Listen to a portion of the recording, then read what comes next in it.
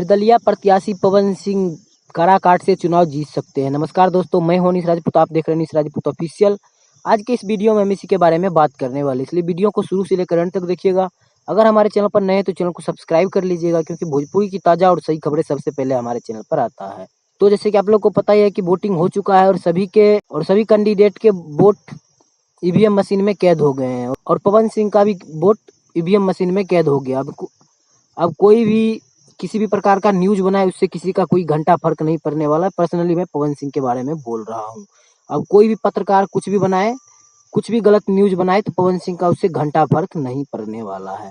मैं आप सभी को बता दूं कि 4 जून को चुनाव वोटिंग की काउंटिंग होगी और मैं आप सभी को बता दूं कि सभी अपना अपना ओपिनियन दे रहे हैं, एग्जिट पोल दे रहे हैं कि कौन जीत रहा नहीं जीत रहा।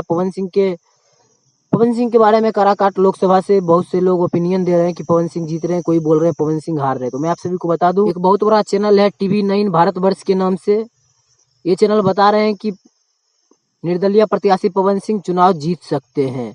और बहुत सारे मीडिया चैनल है जो कि बता रहे हैं कि पवन सिंह निर्दलीय प्रत्याशी हैं जो कि काराकाट लोकसभा से वो चुनाव जीत सकते हैं। और जातिवाद के आधार पे देखा जाए तो पवन सिंह की जीत नहीं हो पा रही है। खैर, ये सब समय के गर्भ में छुपा हुआ है, 4 जून को सारा चीज पता चल जाएगा। लेकिन इतना बड़ा चैनल है TV9 भारतवर्ष, इन्होंने अपना ओपिनियन दिया कि पवन सिंह चुनाव जीत सकते हैं। ये भी कंफर्म नहीं बता रहे कि पवन सिंह जीत ही जाएंगे, ये बता रहे हैं कि पवन सिंह चुनाव जीत जाएंगे। तो ये था अभी का सबसे बड़ा अपडेट। ये अपडेट आप लोग को कैसा लगा हमें कमेंट बॉक्स में जरूर बताइएगा। मिलते किसी अगले अपडेट के साथ, तब तक के लिए बाय।